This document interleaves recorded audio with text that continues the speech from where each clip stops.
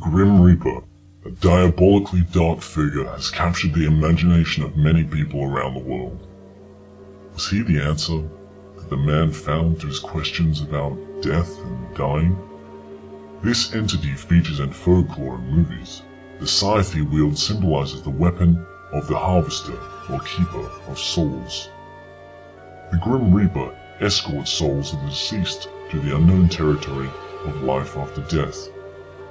While some believe that he arrives on an old coach drawn by white horses, others believe he arrives on a horse without coaches. His skeletal face wears a grin to haunt a number of people all across the universe. Many religions believe a particular spirit or deity is responsible to look after the souls after death of a person. The Grim Reaper is considered the psychopomp, who performs his duties of looking after souls of the dead. In ancient Greek mythology, Charon was such an entity who carried the souls of the recently deceased in a ferry across the river that separated the world of the living from the dead. Although some historians depend on Hades, others believe the entity is a manifestation of one's own belief. Odin, who was considered the god in Norse paganism, was considered the leader of souls. His assistants, Valkyries, escorted the dead warriors to their rightful place, a hall in heaven. In Germanic folklore, Odin, who rode on a nightmarish horse and wielded a spear, had all the characteristics of the ones associated with the Grim Reaper. Some historians also claim that Odin was also called Grimnir, which led to the conceptualization of the Grim Reaper. In Breton mythology, the personification of death, which was Anku, donned a long black robe. Legend has it that two horses pulled his cart, which helped him carry the souls of the deceased.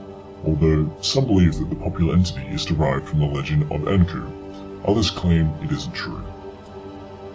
In ancient times, Slavic people viewed the manifestation of death as a woman in white robes, with the power to put an individual to an everlasting sleep, with the help of an everlasting green sprout in her hand.